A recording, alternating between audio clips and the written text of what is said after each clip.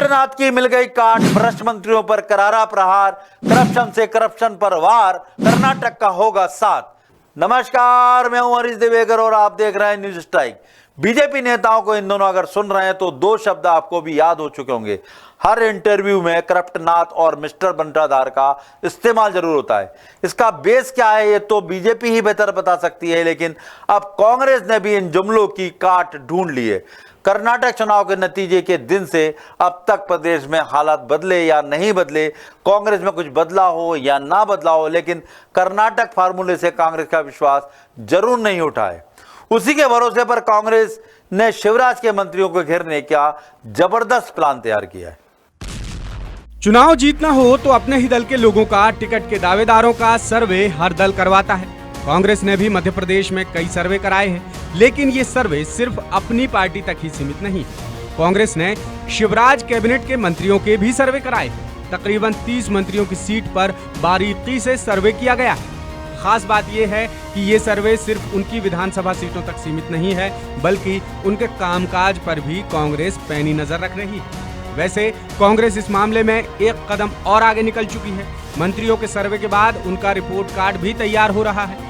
अपने मंत्रियों का रिपोर्ट कार्ड तो बीजेपी ने भी तैयार कराया है, लेकिन कांग्रेस के रिपोर्ट कार्ड में कुछ खास बिंदुओं पर फोकस किया गया है, जिसके आधार पर मंत्रियों को घेरने की पूरी तैयारी भी की जा रही है। कांग्रेस ने बीजेपी को शिकस्त देने के लिए कई लेयर में अपनी स्ट्रेटेजी तैयार की है। महिला आधार विभाग के मंत्रियों की कुंडली अलग, सिंधिया समर्थित मंत्रियों की कुंडली अलग से तैयार होगी। अपने क्षेत्र में लगातार जीत रहे मंत्रियों का रिपोर्ट कार्ड भी तैयार किया जा रहा है। इनके आधार पर कांग्रेस मंत्रियों की हकीकत उनकी अपनी सीटों पर जाकर बताएगी। कांग्रेस इस बार हर सीट के हिसाब से घोषणा पत्र लाने की तैयारी में है। उसी तरह एक खास नाम के साथ मंत्रियों का रिपोर्ट कार्ड भी घोषित किया जाएगा। कर्नाटक में करप्शन उजागर कर कांग्रेस ने बड़ी जंग जीत ली, लेकिन इसका खामियाजा ये हुआ कि बीजेपी सजग हो गई।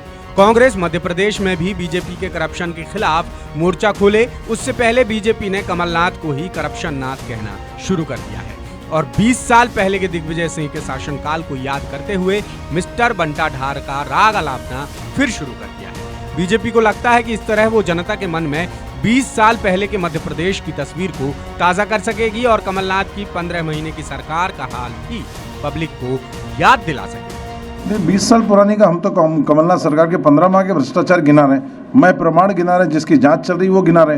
हाँ, उनके जितने भी आज घोटाले उनका तो कमलनाथ जी प्रमाण तो दूर नाम भी नहीं ले पाए और विषय भी पहले कह दिया कि इसके अलावा कोई बात नहीं करेगा।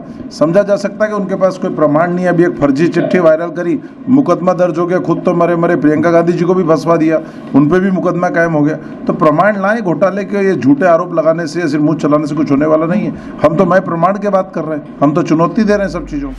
अब कांग्रेस ने भी करप्शन के मुद्दे पर एग्रेशन के साथ आगे बढ़ने का फैसला लिया है। ठेकेदारी में कमीशन का आरोप लगाकर कांग्रेस उसका ट्रेलर दिखा चुकी है। अब बारी हर मंत्री के करप्शन को उजागर करने की है। इसके लिए कांग्रेस हर मंत्री के खिलाफ भ्रष्ट पत्र जारी करने वाली है। इतने घोटाले गली गली में बिखरे पड़े हैं, पूरे मध्य प्रदेश को दलाली का अड्डा जिस सरकार ने बना दिया है। आज इस मध्य प्रदेश में केवल भ्रष्टाचार नहीं हो रहा है, नकली जो है ओएसडी मंत्रियों के, नकली जो है उनके बाबू, ये भी पकड़े इसी सरकार ने। वो भी घूम घूम कर दलाली कर रहे हैं और पैसा इकट्ठा कर रहे हैं। ये किसकी शय पर हो रहा है? नकली सिपाही कांस्टेबल पकड़े जा रहे हैं, जिन्हें वर्दी कहाँ से मिलती है। वो कलेक्शन कर रहे हैं टोल नाकों पर, परिवहन के नाकों पर, चौकियों पर। ये कौन सा भ्रष्टाचार? इस भ्रष्टाचार की तो गिनती नहीं है। ये तो सरकार के अंदर का भ्रष्टाचार है, जिसको अपन 50% कहते हैं या लोग कह रहे हैं चिल्ला के। जो जनता की जेब से निकाल के भ्रष्टाचार हो रहा है, उस भ्रष्टाचार की आप कल्पना करिए कितना है। बीजेपी सरकार के करप्शन को जनता तक पहुंचाने के लिए कांग्रेस ने स्टेप बाय स्टेप आगे बढ़ने की रणनीति तैयार की। इस रणनीति के तहत स्टेप 1 होगा प्रमुख और मलाईदार विभागों के मंत्रियों को घेरना, जिसमें जल संसाधन, पीएचई, लोक निर्माण, महिला एवं बाल विकास, पंचायत एवं ग्रामीण विकास, नगरीय विकास एवं आवास और हार्टिकल्चर जैसे विभाग शामिल। इनके खिलाफ आरोप पत्र में 172 मामले अनियमितता के, 126 मामले कुशासन के और कुप्रबंधन से जुड़े 98 मामले शामिल हैं। स्टेप 2, सिंधिया समर्थित मंत्रियों को घेरने का स्पेशल प्लान। उनके क्षेत्रों में खुद कांग्रेस नेता जाकर उनकी खामियां गिनवाएंगे। भ्रष्टाचार से जुड़ी जानकारी भी साझा करेंगे। स्टेप 3, लगातार जीतते आ रहे मंत्रियों को घर में ही घेरने की तैयारी। उनका रिपोर्ट कार्ड लेकर कांग्रेस उनके क्षेत्र में जाएगी, जनता के बीच उनके खिलाफ आरोप पत्र भी पेश करेगी। मंत्रियों के खिलाफ महालेखाकार और विभागों के प्रतिवेदन, विधानसभा में दिए उत्तर और बाकी जानकारी भी जनता के सामने रखी जाएगी।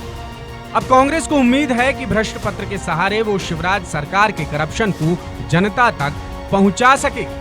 देखिए, ऐसा है कि कांग्रेस को लग रहा है जैसे कर्नाटक में ये मुद्दा एक प्रमुख मुद्दे के रूप में उभर के आया और कांग्रेस को वहाँ जीत मिली, तो मध्य प्रदेश में भी ये मुद्दा काम कर जाएगा, ऐसा कांग्रेस को लग रहा है। इसीलिए आज उन्होंने वो भ्रष्टाचार घोटाले का पूरा डिटेल जारी किया और वो 50% सरकार के रूप में शिवराज को जो है वो विचारित करना चाह रहे हैं। किसी हद तक ये मुद्दा काम करेगा, लेकिन कर्नाटक और मध्य प्रदेश में काफ़ी फर्क है।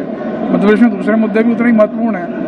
मज़ेदार बात यह है कि अगर आप ट्रांसपेरेंसी इंटरनेशनल की रिपोर्ट देखेंगे तो 2023 की रिपोर्ट आई है, उसके अंदर देश में सबसे भ्रष्ट राज्य राजस्थान है और मध्य प्रदेश का नंबर 10वां है दो देश के राज्यों के अंदर। तो उस हिसाब से ये मुद्दा कितना कारगर होगा ये अलग बात है, लेकिन हाँ, ये मुद्दा महत्वपूर्ण है, इसका कुछ ना कुछ असर चुनाव में होगा। दूसरी बात यह है कि कांग्रेस के पास वो मशीनरी है क्या, जैसे जितनी प्रचार मशीनरी बीजेपी के पास है, वो भी एक बड़ा सवाल है। कांग्रेस अगर लोगों तक ही पहुंचा पाई तो उसका चुनाव में कुछ फायदा मिल सकता है उसको, निश्चित रूप से, ये बात जरूर है। लेकिन अब बीजेपी भी काउंटर कर रही है उसको, इसलिए ये मुद्दा चुनाव में नतीजे को कितना प्रभावित करेगा ये अभी कहना मुश्किल है। उम्मीद जताई जा रही है कि कांग्रेस अगस्त से ही मंत्रियों के खिलाफ ये रणनीति एक्टिव करेगी। इसी से जुड़ा हमारा आज का सवाल है कि क्या कर्नाटक की तरह मध्य प्रदेश में भी भ्रष्टाचार से जुड़े मुद्दे पर कांग्रेस को जीत मिलेगी? आपके पास 3 विकल्प हैं, पहला हां, दूसरा नहीं और तीसरा पता नहीं। इस सवाल का जवाब आप हमारे तमाम सोशल मीडिया अकाउंट्स यानी फेसबुक, यूट्यूब, इंस्टाग्राम और ट्विटर पर दे सकते हैं। पिछली बार हमने आपसे सवाल पूछा था कि क्या ज्यादा सीटें जीतने के लिए कांग्रेस को टिकट वितरण की रणनीति बदलनी चाहिए। इसका जवाब में 60% लोगों ने कहा हां, 25% लोगों ने कहा नहीं और 15% लोग बोले पता नहीं। कर्नाटक फार्मूले को मध्य प्रदेश में एग्जीक्यूट करने का कांग्रेस ने नया तरीका निकाला है। वैसे करप्शन को इग्नोर करना भी आसान नहीं है, कर्नाटक तो इसकी मिसाल है ही। इसके पहले जहां जहां करप्शन हावी हुआ है, मतदाता ने अपना मत बदलने में देरी नहीं लगाई। करप्शन नाथ का जुमला उछाल रही बीजेपी की रणनीति के पीछे भी यही वजह है और अब भ्रष्ट पत्र के सारे मंत्रियों को घेरने में जुटी कांग्रेस को भी करप्शन से ही करिश्मे की उम्मीद दिखाई देती है। नमस्कार।